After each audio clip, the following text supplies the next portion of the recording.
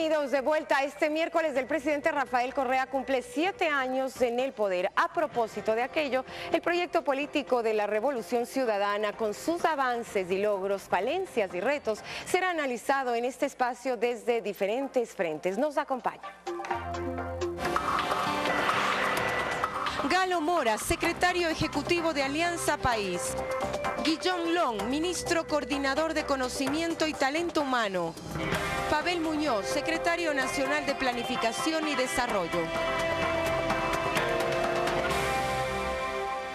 Buenos días a mis invitados, gracias por aceptar esta invitación. Doctor Mora, empiezo con usted para hablar de los logros, avances, pero también de los retos y falencias que se han dado durante estos 7 años, pero quizá poniendo énfasis en el hecho de la estabilidad política y democrática que se ha dado últimamente en el país.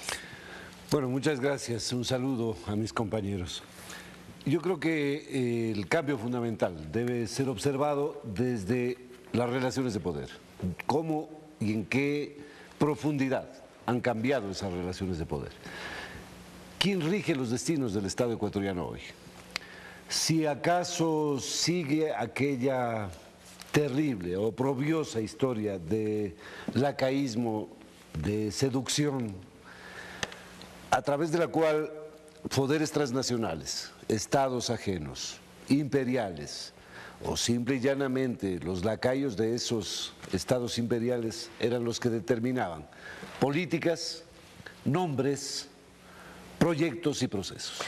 Eso es lo que ha cambiado. Más democracia en el Ecuador, tomando en cuenta también los datos del Latino Barómetro, que habla de que los ecuatorianos apoyan más la democracia en el país y sienten que viven en un régimen democrático. Ha pasado del 52 al 62%, es así. Pero yo creo que eso es una percepción coherente. Pero repito, ¿dónde está el marco fundamental del cambio, de la transformación? En la correlación de fuerzas políticas y en saber quién dirige los destinos del Estado ecuatoriano y bajo qué condiciones. Ahí está el cambio fundamental. Hoy no lo dirigen aquellos que he citado, aquellos que he nombrado. Hoy es el pueblo ecuatoriano legitimado a través de una representación que además en un sinnúmero de elecciones y en un sinnúmero de consultas, de plebiscito popular, las elecciones se convierten a veces en plebiscito también. Ratifica una decisión democrática, soberana, de caminar por este sendero que es absolutamente distinto al que habíamos observado antes del año 2007. Ministro Long, buenos días, bienvenido. Quería preguntarle, y retoma las palabras del presidente de la República, él ha dicho que de todas las obras o proyectos más importantes está el tema educativo. Bueno, yo creo que son algunos temas que han sido importantes a lo largo de los últimos años. Sí, creo que toda la agenda educativa, la agenda talento humano, formación de ciudadanía, todo lo que tiene que ver evidentemente con la agenda también profesionalizante es importantísimo, porque sin eso no vamos hacia el desarrollo, no vamos a poder cambiar esa matriz productiva, no vamos a poder dejar de ser un país primario exportador y un país secundario importador. Entonces es una agenda muy importante.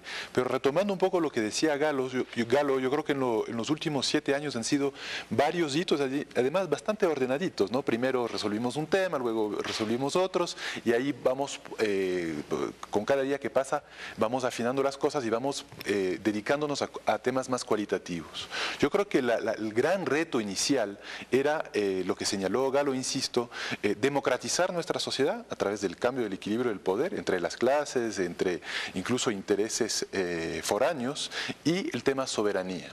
Eso creo que son los dos pilares fundamentales de la Revolución Ciudadana.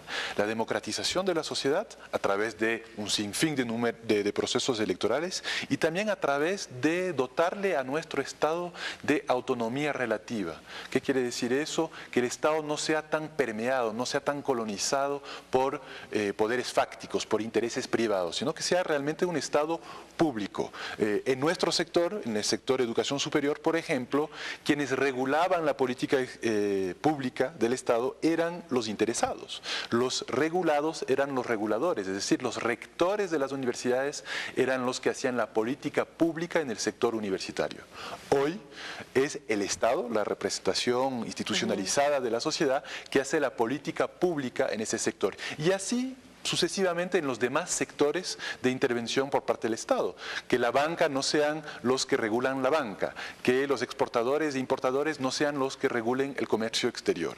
Eso es un aspecto fundamental de la democratización que hemos vivido en los últimos años, además de los procesos electorales, y estamos a puertas de una nueva fiesta democrática, ¿no? Yo creo que eso ha sido una característica muy importante del proceso político. Y en cuanto a la democratización que tiene que ver con el acceso a la educación también y la gratuidad, hay el 20% de la población más pobre, del quintil más pobre, ahora accede a la universidad.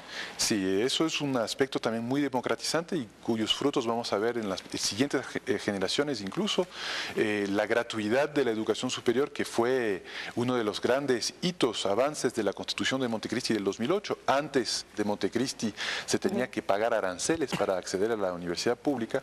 Bueno, esa gratuidad también ha significado la democratización del acceso. Hasta el año 2008 apenas el 7-8% de los indígenas y el 7-8% de los afroecuatorianos, me parece que el 7% el quintil más bajo, la cifra que tú diste, el 20% más pobre de la población, accedían a la universidad. En este momento estamos llegando casi al 20% de los indígenas, de los afroecuatorianos y del quintil 1, el más pobre, accediendo a la universidad. Entonces, son muchos aspectos en donde podemos ver justamente esa democratización. Doctor Muñoz, otro de los logros quizá ha sido el hecho desde hace 7 años tener una mejor planificación de lo que es el Estado y a partir de aquello, llevar políticas públicas más claras. Sí, Marcela, gracias. Buenos días y buenos días a los compañeros. En términos institucionales, lo que ha dicho Galo, Guillón, se traduciría en haber rescatado al Estado del secuestro de grupos de interés y de presión. Y eso lo hicimos con autoridad pública para que recuperemos facultades como la de planificar, la de controlar, la de regular, la de establecer la política pública con soberanía, sin seguir el recetario de ningún organismo internacional o interés ajeno a la perspectiva nacional. Esto supuso entonces evidentemente recuperar el órgano de planificación. La SEMPLAD es una oficina muy deslucida y muy venida a menos por el embate de la agenda neoliberal, fue rescatada en este gobierno con un claro propósito: marcar la ruta del buen vivir que debería seguir la sociedad ecuatoriana, hacerlo democráticamente. Eso se expresó, digamos, en las victorias electorales que hemos tenido, en las contundentes victorias electorales, pero también y fundamentalmente en la demanda de la sociedad ecuatoriana de un nuevo pacto social, que fue la Constitución de Montecristi, en la aprobación democrática de esa Constitución. Es un cambio fundamental respecto a la Constitución acuartelada de 1998, la Constitución democrática, la Constitución participativa de Montecristi, supone entonces nuevas bases, nuevas reglas de juego para la sociedad ecuatoriana, y dentro de eso la facultad de planificación ha jugado un rol importante. Son ya en estos 7 años de gobierno 3 planes de buen vivir que hemos hecho. El primero para el 2007. Este supuso cambiar fundamentalmente respecto al modelo neoliberal. El segundo, el que elaboramos en el 2009, nos adaptamos a la Constitución, y ahora hace poco hemos aprobado para el 2013-2017 el tercer Plan Nacional para el Buen Vivir. Con 70.000 millones de dólares de inversión. Más de 72.000 millones de dólares de inversión del sector público no financiero, y con una característica fundamental: ya no es romper con el neoliberalismo, es cimentar el proyecto social que hemos querido y acercarnos al socialismo del buen vivir. Por favor. A ver, tendríamos muchísimo que comentar, pero yo insisto en el cambio, así como hablamos hoy de la matriz productiva, el cambio de la matriz política, porque el Ecuador no puede perder la memoria, no puede ser un Alzheimer ni una memoria selectiva. Lo que había ocurrido en el Ecuador hasta antes del 2007 es de un oprobio sin nombre, y la gente no puede olvidar, porque las nuevas generaciones se forman y olvidan, o no se les refresca cotidianamente, y que quizá por eso, compañero presidente, todo el tiempo dice prohibido olvidar. ¿Qué es lo que había sucedido y qué es lo que ocurre hoy? ¿Cuál es la trascendencia de un presidente de la República? Por ejemplo, ahora se avecinan elecciones el 23 de febrero. Cuando participaban los presidentes de la República, y yo recuerdo las elecciones de 1984. El doctor Osvaldo Hurtado, que ahora a través de Cauce Democrático es muy solidario con el señor Clever Jiménez, esos absurdos de la política ecuatoriana, ideológicamente incomprensibles, encabezó la nómina para defender la candidatura de su gobierno del doctor Julio César Trujillo. Bueno, fue devastador la vergüenza. devastadora la vergüenza. En 1988 el candidato oficial fue el ingeniero Vaca Carbo, quedó entre los últimos, pese a su condición de un hombre honesto e inteligente. Y así sucesivamente.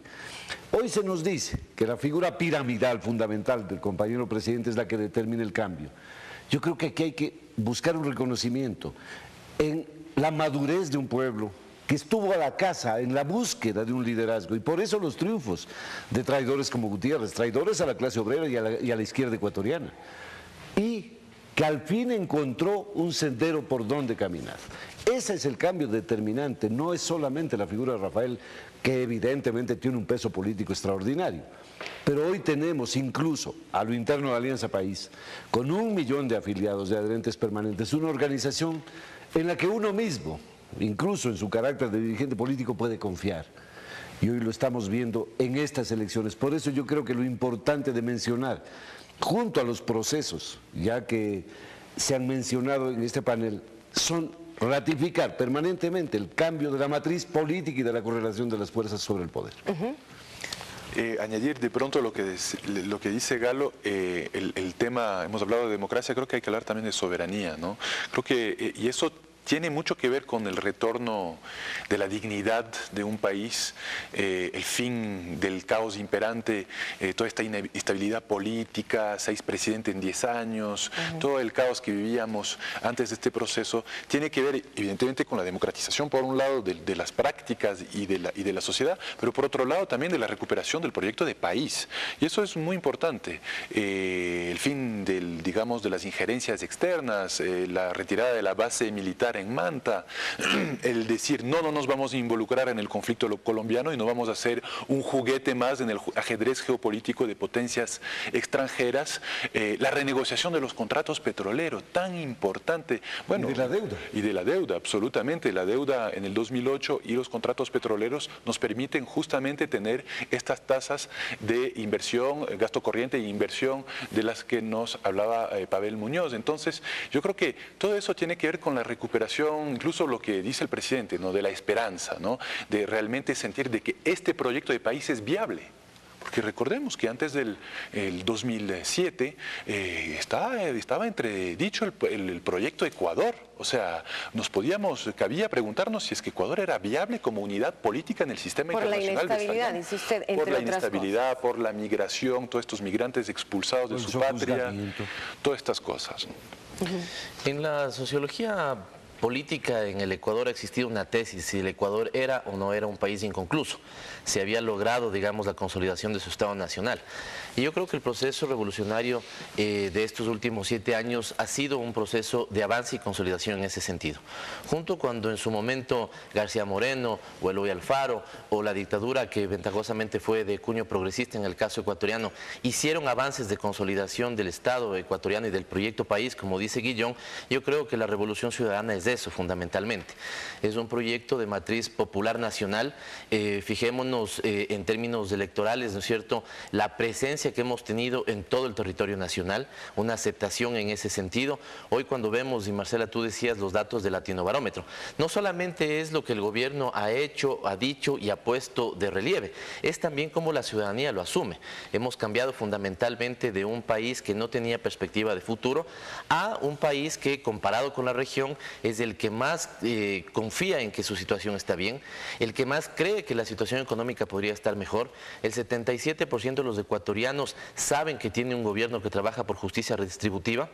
Y hay un cambio fundamental respecto a la confianza que había sobre las instituciones políticas a la que hay hoy día. El gobierno, la institucionalidad ha sido recuperada, fortalecida, y la ciudadanía cree y apuesta por esa institucionalidad. Y también quizá esto tiene mucho que ver con el tema de la pobreza estrictamente relacionada a las condiciones de vida de la población. Ha caído 13 puntos y 8 en igualdad ha subido. No todo país puede hacer lo que hemos hecho en el Ecuador. Hemos disminuido pobreza en prácticamente 13 puntos en el periodo de gobierno, hemos mejorado los indicadores de igualdad en 8 puntos y hemos generado movilidad social ascendente. Esto es bien importante, es decir, no ha habido caídas sociales, sino que los ecuatorianos hemos escalado peldaños. Pongamos 2 ejemplos. O sea, no se iguala para abajo. Exactamente, no se iguala para abajo. Condición. Han mejorado su condición. Los pobres extremos, 40%, 52% de esos pobres extremos pasaron de esa extrema pobreza a una situación de pobreza.